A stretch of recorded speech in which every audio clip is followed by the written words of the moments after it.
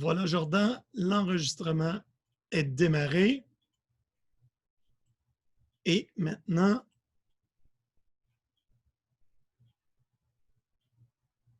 OK. Alors, Selena, si je peux te demander de partager ton écran avec nous et on va regarder tranquillement, pas vite, comment faire pour faire la sauvegarde. Alors, dans un cas où vous devez faire la sauvegarde, naturellement, ça suppose que dans un premier temps, vous avez déclaré ce qu'on appelle des items de type texte et c'est un input. Alors, dans la partie du bas, voyez-vous, il y a une div sur l'écran de Selena, div ID égale insert. Donc, moi, j'aime ça inclure tous mes champs dans une div. C'est plus facile après ça à travailler si on veut la mettre en page. Donc, H2, c'est un titre de deuxième ordre, donc un petit peu moins gros. Label, c'est juste pour écrire le texte devant le champ qu'on va remplir.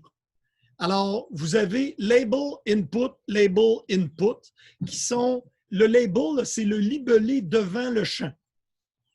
Et après ça, le input button, le input text, puis on va regarder après, il y a un bouton. Mais là, on a donc deux champs texte à remplir et j'ai ajouté, vous regardez là, à la fin, input ID, type égale button. Donc ça va être un bouton qui va faire une action puis qui va sauvegarder. Donc, le premier travail étant HTML, vous créez autant de types de boîtes de texte que vous avez de champs sauvegardés dans la base de données. Si vous avez des champs de date, assurez-vous de les mettre non nuls et ne les remplissez pas. Je répète, travailler avec des dates, il n'y a pas de type date en JavaScript, donc un travail important pour les transformer puis les ramener. Je répète, à l'intérieur de vos bases de données, mettez les champs comme pouvant être laissés vides. OK, maintenant on regarde. Peux-tu nous montrer l'HTML, s'il vous plaît, Selena? Dans le navigateur. Là, je répète, le navigateur Chrome ne peut pas être utilisé pour la sauvegarde. Ce n'est pas grave en ce moment, mais c'est un bug connu avec Chrome. OK. Voyez-vous, moi, souvent, dans mon CSS, je mets mes divs avec un background color pour me permettre de les identifier. La div ici, qui s'appelait Insert, là, elle est en vert. Alors, laissez tomber tout ce qui est en haut. Ça aurait pu être sous une page différente, ça aurait été plus simple, mais on va se focusser sur la partie devant vous qui est en vert. Et voyez-vous, j'ai deux champs texte. Le texte qui est là, le numéro de l'employé 4 à 8 caractères, c'est le label. Ça, c'est le input text. Un autre label, un autre input text, puis après ça, un input de type bouton qui est lui qui va appeler la procédure JavaScript. Donc, on peut retourner dans l'HTML, puis on va commencer à mettre tes champs d'acteurs. Donc, dans insertion des employés, là, appelle-nous ça insertion des acteurs pour le moment. Ça va être plus beau comme titre. OK? Donc, là, on va appeler c'est plus facile d'appeler le nom des champs d'écran le même que la BD. Donc, le premier, c'est juste un label. On va commencer avec l'autre ligne qui est un input. Là, il est écrit MPNO, mettre ta clé primaire des acteurs. Je ne sais pas par cœur c'est quoi, là. OK? Puis mêler même chose pour le nom. Après ça, va changer ton label pour dire label for ID acteur juste en haut.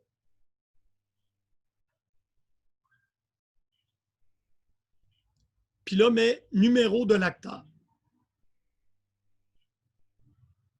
Puis enlève le 4 à 8 caractères, tu n'as pas cette restriction-là, puis on va l'enlever en bas, là, la restriction. Minimum length, mets-les à 1. C'est beau. Et le 16, c'est pour la longueur de la boîte. Si tu les mets trop petits, tu te retrouves avec des boîtes toutes de différentes longueurs. C'est pour ça, des fois, c'est le fun de les mettre au même, mais il ne faut pas se restreindre. Le deuxième, label for, c'est quoi le nom de ton champ pour le nom de l'acteur? Parfait. Ensuite, ID égale nom et le nom égale à nom. Bon, minimum, on va mettre 4, max length 20. C'était correct, ça? Oui. Puis 16, tu peux le mettre égal à 20, la boîte va être un petit peu plus grande. Puis oui, tu peux enlever ça, c'est parfait, tu es bien parti. Là, si ça ne te dérange pas de nous montrer le résultat dans l'HTML, fais juste revenir à ton navigateur. Puis, non, tu n'es pas obligé, hein? By the way, si tu fais juste rafraîchir le navigateur, il va le rechercher. Alors, ça s'applique pour toutes vous autres. Alors, vous voyez là, ce qu'on a fait, les inputs et les labels, ça a créé les boîtes de texte où on va mettre notre texte et ça l'a mis devant numéro de l'acteur et nom de l'acteur. Il y en a-tu qui ont des questions à venir jusqu'à maintenant ou ce qu'on fait là, tout le monde était pas mal à l'aise de faire ça? All right, ça va bien. Alors maintenant, on va aller travailler dans le JavaScript parce que c'est là que se fait la magie. Donc, votre but, c'est de faire tous les labels, tous les inputs texte que vous avez de besoin. Et par la suite, on va tomber en votant dans INS-EMP2, par exemple, parce que la fonction qu'on appelle est là. OK, elle s'appelle INS-EMPL. Moi, j'aime pas ça. Mais là, INS-acteur. On pourrait aussi changer le nom du fichier, là, mais ce n'est pas nécessaire. Au lieu d'appeler ça un employee record, là, mêlé acteur rec, juste en dessous, on crée un objet.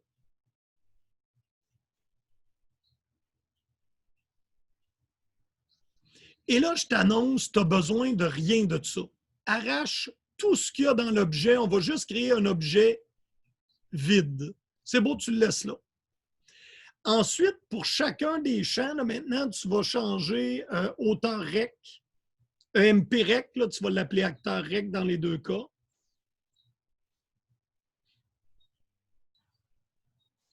OK, change les deux noms de champs pour les noms de champs dans la BD. Ah, OK, je vais t'arrêter juste 2 secondes, Selena. À gauche, ici, c'est ce qu'on va envoyer dans la BD, puis à droite, c'est ce qu'on va chercher dans l'HTML. Donc, c'est important ici de comprendre, quand je fais acteur souligné rec égal, je mets le nom de champ de la BD. Là, moi, je vous les ai toutes faites mettre égales, mais je veux vous faire comprendre que les noms de labels que vous mettez dans votre HTML, ce n'est pas obligatoire que ce soit les noms de la BD, mais ici, la réponse, c'est oui. Il faut que notre objet JSON, qui est le record qu'on est après créé, porte le même nom. Donc ça, je crois, c'est ID acteur, toi, moins que je me trompe. Que tu enlèves le MPNO, par exemple. Et même chose pour le nom. Parfait. Là, le getElementById, ça, c'est ce qui va chercher dans la page HTML l'information. Puis là, on l'a appelé, le premier champ, il s'appelle ID auteur, puis l'autre s'appelle non.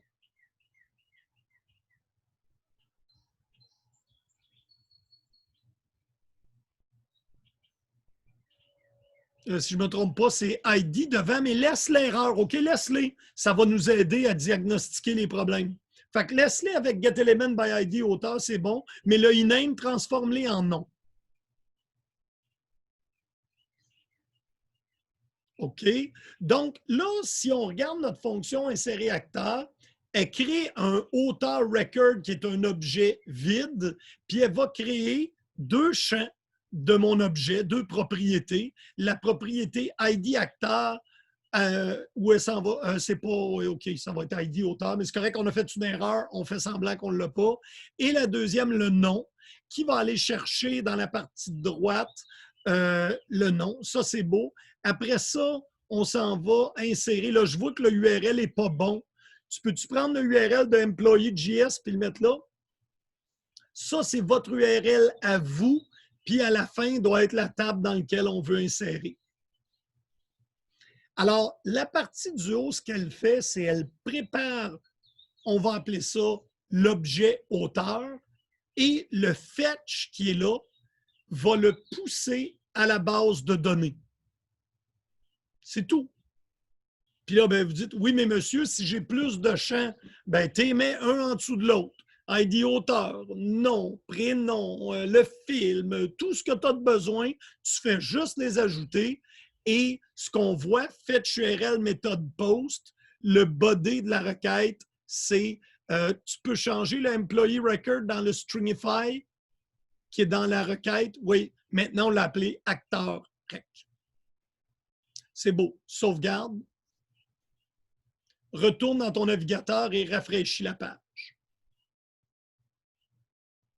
Première chose à faire quand on fait juste ça, il faut regarder est-ce que le navigateur a eu un problème. Fait que mets-les en inspect éléments. Puis va-t'en dans ta console.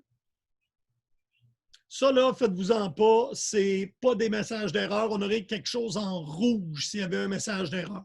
Donc, notre page s'ouvre, puis jusqu'à date, moi, je ne vois pas d'erreur.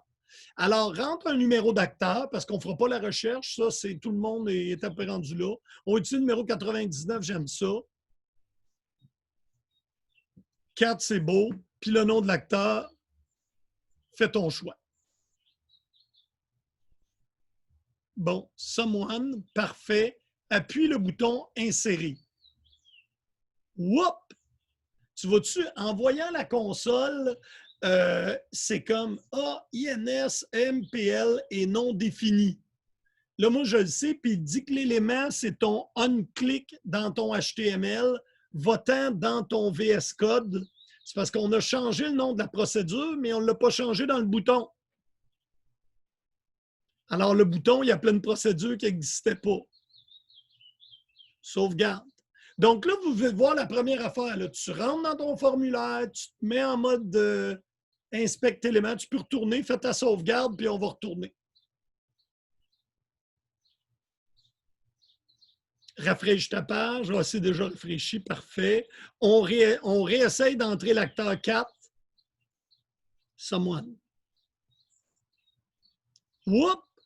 Non, là, il est écrit cannot read property value of null at INS acteur. Là, on est rendu dans JavaScript at input élément, puis il me dit que c'est la ligne numéro 4.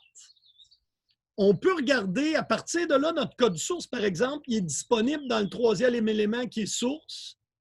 Puis là, tu cliques dessus. INSMP2, par exemple, c'est l'autre. Oui. Et voilà. Donc, ça, c'est celui qui nous donne la misère. Quelle ligne qui nous disait?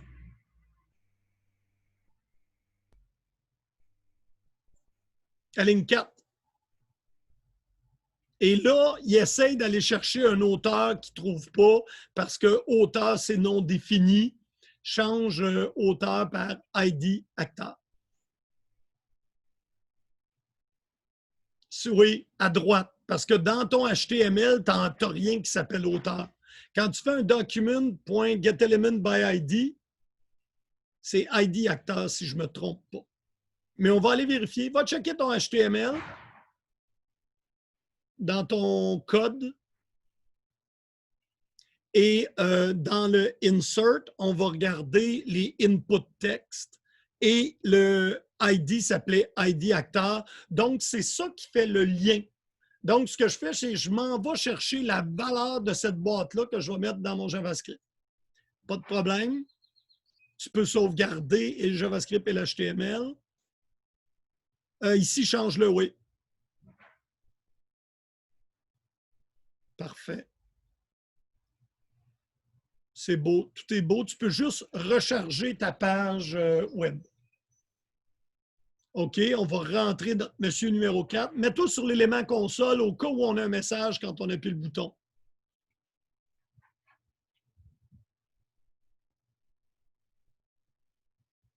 On ne voit pas d'erreur. Bon, là, allez voir l'onglet Net. Oups, Bad Request. Aha! Ça, c'est la réponse qui nous est revenue. Votant sur l'onglet Network, ça, là, il y a beaucoup de gens qui vont se rendre à peu près jusque-là, puis là, ils ne savent pas comment aller plus loin. La requête, elle est en bas, vois-tu, elle est en rouge. Et si ça fonctionnait bien, tu aurais eu un 200 ou un 201. Là, tu as un numéro 400 dans le statut, ça veut dire que ça n'a pas été. Mais je ne me trompe pas, si tu cliques dessus, tu peux avoir plus de détails. La demande a été rejetée car elle viole une contrainte d'intégrité. Descends tranquillement. Tu vois-tu, là, dans ta BD, la date de naissance, là, ça ne permet pas de la mettre nulle.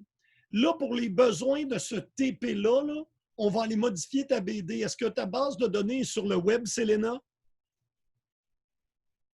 Si oui, ça va super bien aller. Je crois que tu peux aller dans colonne au début. Non, non, reste sur la table acteur, regarde colonne. Puis je pense qu'on peut modifier, mais là, peut-être que je me trompe. Là, je te dis ça de même. Là. Laisse-les rouler.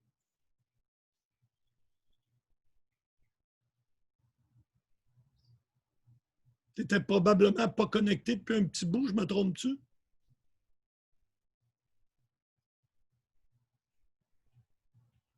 Là, fais OK. Essaie de te reconnecter à Cloud B2B. Ah, il dit pourtant connecté. Fais reconnexion juste en bas. Oups. Ça va faire. Ça, tu peux te reconnecter là.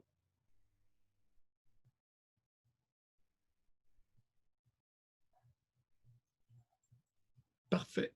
Va-t'en dans tes tables. Acteur, colonne. Tu peux-tu les modifier à partir d'ici? Parce que là, le problème, c'est nullable, tu vois-tu, il est écrit no. Double-clic, tu peux-tu le changer? Non, on ne peut pas les changer à partir. Tu peux-tu taper yes? Avec le petit crayon? Non. C'est pas grave, on va. Va-t'en dans ta feuille de calcul.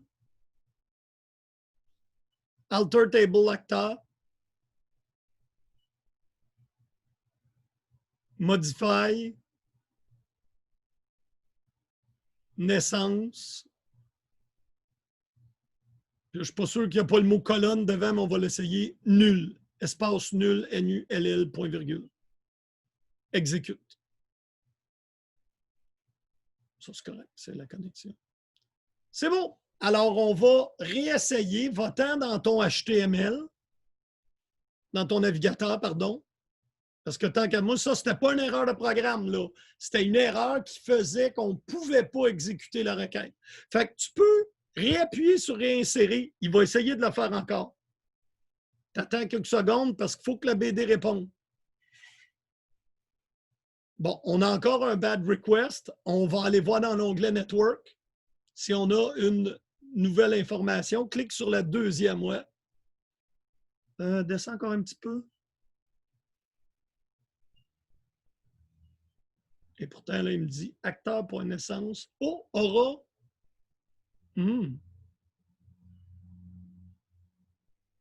Recharge donc la page juste au cas où elle soit inconsistante.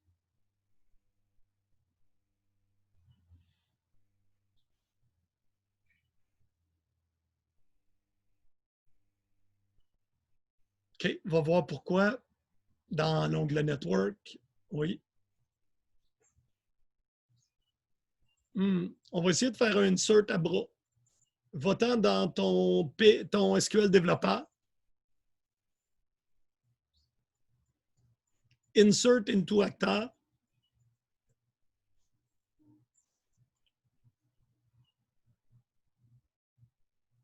Ouvre la parenthèse pour mettre la colonne. Bouge pas, là, je ne vais pas me tromper. ID underscore acteur. Virgule non. Non, dans la parenthèse. Ferme la parenthèse. Espace values. Ouvre la parenthèse. 4, someone entre guidi simple. Simple, pas double, par exemple. Dans RAC, c'est un guidi simple. Mets un point virgule à la fin, puis exécute la ligne. Ah, c'est lieu de naissance aussi. Roule ta requête en haut. Tu sais, ta requête qu'on a mis naissance, mets lieu devant le mot naissance. Parce que si ton insert ne marche pas à bras, il ne marchera pas non plus. C'est beau. Réessaye de faire ton insert juste en dessous. OK. Fais rollback avec le petit disque avec un truc rouge qui recule. Oui. Il l'a-tu pris? Il ne me dit rien. Pèse donc dessus une autre fois. OK. D'après moi, il est fait. OK. Retourne dans ton HTML. Cette fois-là, réappuie sur le bouton insérer. Oups.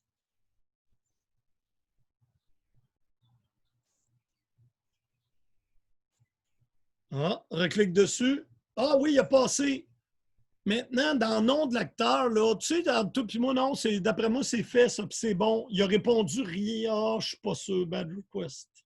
Mais avant ça, là, comme nom d'acteur, mets someone recherché. Parce que s'il est dedans, on va l'avoir.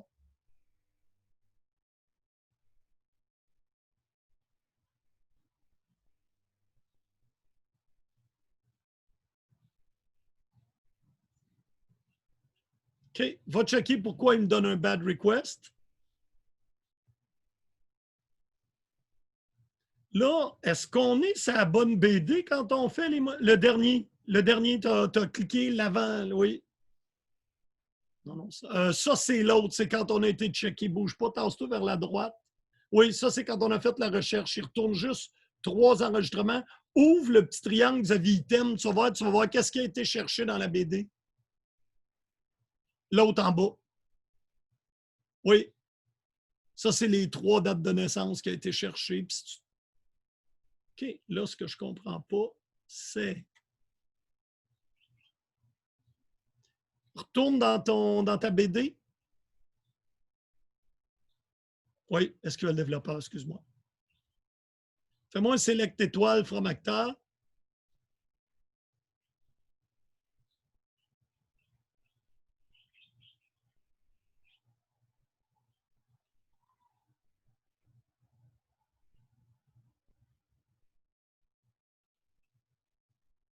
OK.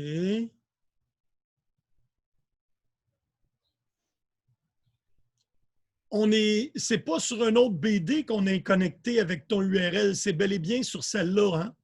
De toute façon, je les ai vus tantôt. OK, on va retourner dans notre navigateur web.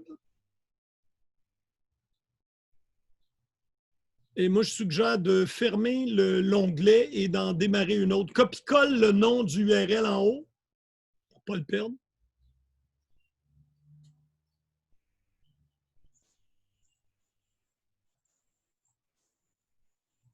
OK. Rouvre ton inspect élément.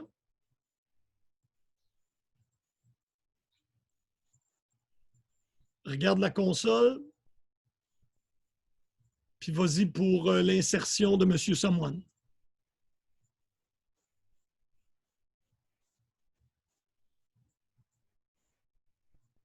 Clique sur ton bad request. Oui. Écoute, je ne comprends pas. Là, on n'est pas. Les modifications, là, on ne les a pas faites dans le bon schéma. Retourne en SQL développeur, là. On n'est pas connecté sur la même chose, là. Parce qu'il me dit que date de naissance, là, il n'est pas bon. Montre-moi le nom de ton utilisateur de Cloud B2B. Ah, voilà. Copie-colle ça, puis rouvre un... ouais, tu as tout compris.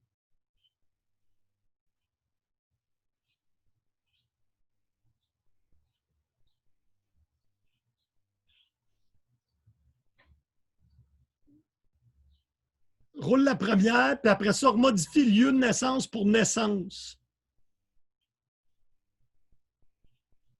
OK, fais le insert into someone. Fais rollback. OK, va-t'en dans ton HTML, je suis sûr que l'erreur est réglée. Recharge ta page. OK, oui, tu peux juste la refaire si tu préfères. Il n'y a pas de problème. Je suis vraiment pas inquiète. Et voilà.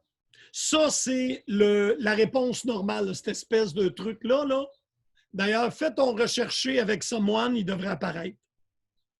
Nom de l'acteur, oui. Oui, parce que si l'insert fonctionne, là, je vous le dis, ça ne dit rien. On aurait pu rendre ça plus joli, aller plus loin, là. Mais théoriquement, là, on a fait le tour.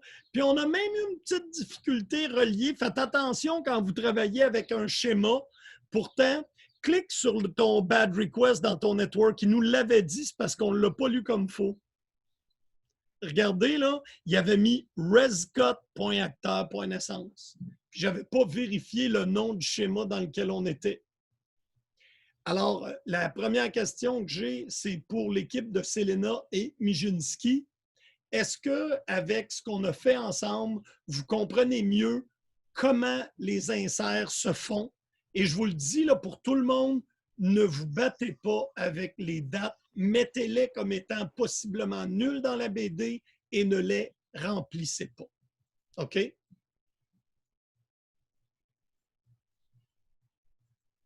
Selena, est-ce que tu as d'autres questions avec Mijinski ou avec ce qu'on a fait là ensemble? Tu es maintenant à l'aise pour poursuivre? Ça va. Ben, ça m'a fait plaisir. Maintenant, avant qu'on ferme ce que Selena a fait, premièrement, je voudrais te remercier parce que c'est pas toujours le fun d'être obligé de cliquer sur ce qu'un prof t'a dit de cliquer, là, puis devant une quinzaine d'étudiants.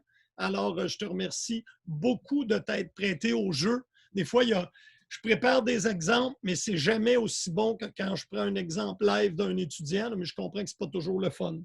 Alors, je voulais te remercier en mon nom et au nom de toute la classe pour t'être prêté au jeu qui n'est pas toujours facile. OK. Est-ce qu'il y a quelqu'un d'autre que l'équipe de Selena Mijinski qui ont des questions avant que je les laisse partir? Parce que des fois, je pourrais peut-être montrer un petit quelque chose ou si c'est non, ça va. OK. Dans la queue des personnes à aider en ce moment, j'ai l'équipe de Youssef. Est-ce qu'il y en a d'autres qui ont besoin d'aide? Je vais maintenant arrêter l'enregistrement.